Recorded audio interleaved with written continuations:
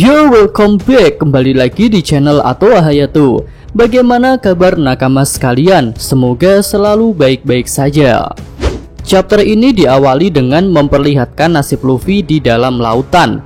Kapten topi jerami itu terlihat tidak sadar dan penuh luka. Selanjutnya mulai muncul respon dari pengumuman kemenangan yang dilakukan oleh Kaido. Tentu hal itu sangat berdampak buruk bagi pasukan aliansi. Ya, mereka semua mulai kehilangan semangat bertarung karena merasa pemimpin mereka yang bertarung di garis depan telah dikalahkan. Tentu ini adalah yang diinginkan Kaido dari pengumuman yang dia buat. Namun Yonko itu melakukan sebuah kesalahan. Menurut Mimin, kesalahan itu adalah tak mengumumkan nasib Momonosuke. Padahal isi pengumuman itu akan jadi lebih buruk jika Kaido menambahkan bahwa dia sudah menemukan keberadaan Momonosuke. Ya, walaupun kecil dan terlihat seperti beban, Momo adalah anak dari pemimpin Wano yang berasal dari keluarga Kozuki. Jadi semangat para samurai juga akan bergantung kepada keselamatan Momonosuke. Lalu dari kelompok topi jerami sendiri diperlihatkan sosok Chopper yang mulai putus asa. Dia terlihat sangat sedih dengan nasib Luffy yang diumumkan telah kalah.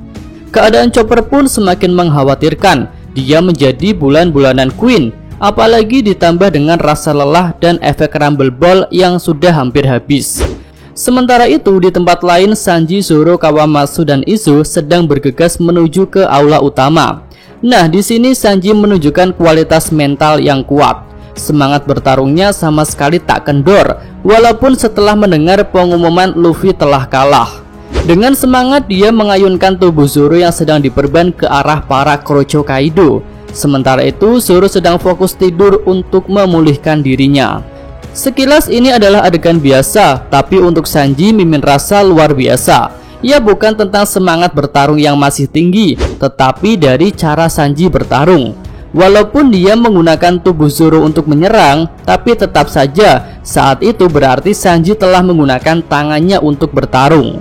Nah, selain Sanji yang masih bersemangat, kita juga bisa melihat Izo dan Kawamatsu yang masih optimis.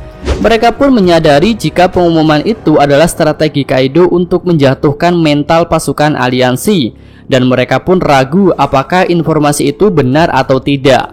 Kembali ke Chopper, dokter topi jerami itu benar-benar terlihat sudah tak berdaya di hadapan Queen. Selain fisik yang sudah terluka, hati lembutnya juga terluka. Hal itu membuatnya pasrah ketika Queen akan melancarkan serangan pamungkasnya. Lalu situasi menjadi semakin buruk ketika Perospero kembali menghujani pasukan aliansi dengan panah permen. Mereka pun benar-benar merasa pertarungan ini sudah berakhir dan mereka telah kalah. Dalam serangan pamungkasnya, Queen mengaktifkan gigi tambahan yang muncul dari gigi-giginya yang biasa. Gigi itu terlihat sangat runcing seperti jarum yang berukuran besar. Wah, jika gigi itu sampai menancap ke tubuh Chopper, tentu akan berakibat fatal. Untung saja di saat genting itu Sanji sampai di aula utama. Dia langsung menendang Queen menggunakan Diable Jambe. Dan tak hanya sampai di situ, melihat adanya ancaman hujan panah dari atas, Sanji pun menendangi kepala Queen menggunakan jurus baru yang disebut Rotisserie. Akibatnya kepala Dino Queen yang panjang jadi memutar dan menahan semua panah yang turun dari atas. Lalu lebih hebatnya lagi, ayunan kepala Queen itu ternyata mengenai Perospero dan membuatnya terlempar cukup jauh. Ya, peran Sanji di sini Mimin rasa sangat luar biasa. Dia seperti menjadi titik balik kebangkitan semangat pasukan aliansi, setidaknya mereka yang ada di aula utama. Walaupun saat itu belum ada kabar baik tentang Luffy. Serangan Sanji pun terlihat sangat efektif karena telah menyelamatkan Chopper dan para samurai di sana sekaligus, dan juga bisa menghantam dua musuh yang ada di sana. Lalu setelah itu Sanji berusaha menenangkan Chopper yang masih menangisi kekalahan Luffy. Nah, selanjutnya dia menyerahkan tubuh Zoro kepada sang dokter Chopper. Dan seperti biasa, Sanji dan Zoro terlihat tidak akur. Sanji menyerahkan tubuh Zoro itu dengan cara menendangnya. Lalu di sini ada hal menarik. Ketika Sanji mengatakan bahwa setelah bangun, Zoro akan setara dengan 10 orang. Nah, saat itu Zoro pun tiba-tiba terbangun dan membantah perkataan Sanji. Dia mengatakan bahwa dirinya itu akan setara dengan 2000 orang.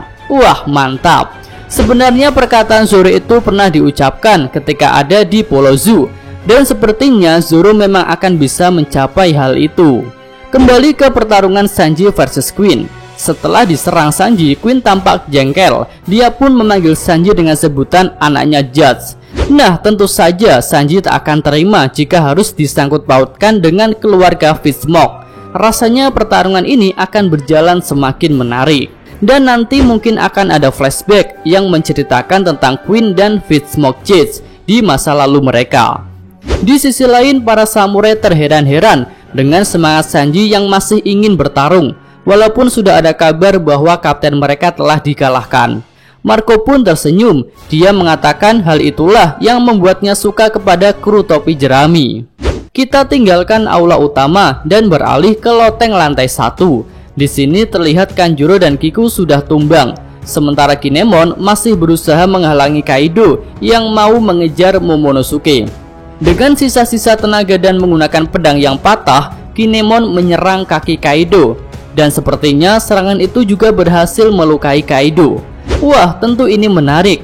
Bukankah tubuh Kaido itu sulit untuk dilukai? Tapi di sini Kinemon yang sudah babak belur dan tak bertenaga itu malah bisa menembus kaki Kaido.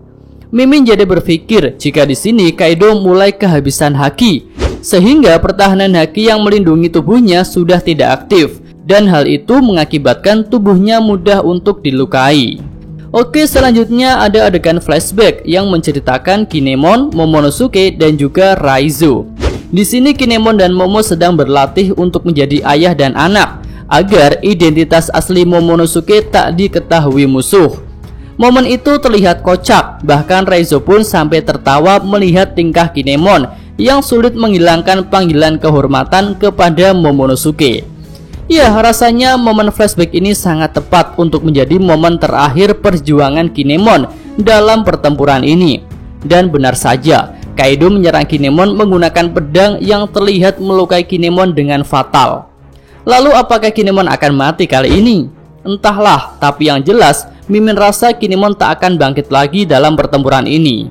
Dan Kaido pun terlihat menghormati perjuangan Kinemon. Iya, ketika Kinemon berjuang untuk menghalangi Kaido, Momonosuke ternyata sedang berjuang untuk mengembalikan semangat pasukan aliansi. Dia pun memegang katak Meris dan terlihat akan mengatakan sesuatu. Nah, akhirnya di sini terungkap jika hal yang didengar Momo dan harus disebarluaskan ke seluruh pulau adalah kabar baik dari Luffy bahwa Kapten Topi Jerami itu masih hidup. Iya, Momonosuke pun memulai pengumuman kabar baik itu dengan mengatakan, "Aku Kozuki Momonosuke akan menyampaikan pesan dari Luffy bahwa dia masih hidup. Dan dengan mempertaruhkan namaku, aku yakin dia akan kembali. Jadi aku mohon bertarunglah, walaupun sakit dan sulit. Selama jantung masih berdetak, aku mohon bertarunglah. Aku yakin Luffy akan menang." Wah, seluruh Onigashima pun bergemuruh setelah mendengar pengumuman dari Momonosuke.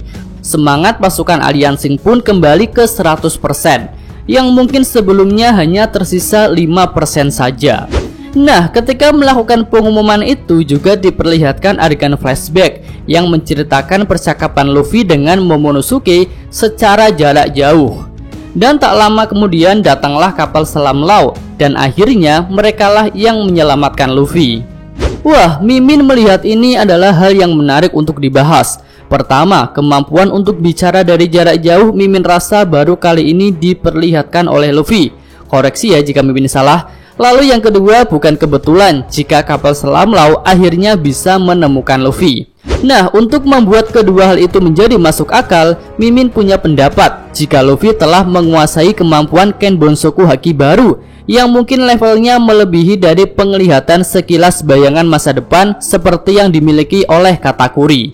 Ya, Mimin rasa saat ini Luffy sudah bisa bicara jarak jauh menggunakan kemampuan Ken Bonsoku Haki. Dan mungkin saja bukan hanya Momo yang bisa dia hubungi, tapi karena saat ini energinya menipis dan keadaan Luffy pun sedang tenggelam di laut, maka dia hanya mampu untuk menghubungi satu orang saja, dan dia memilih Momonosuke.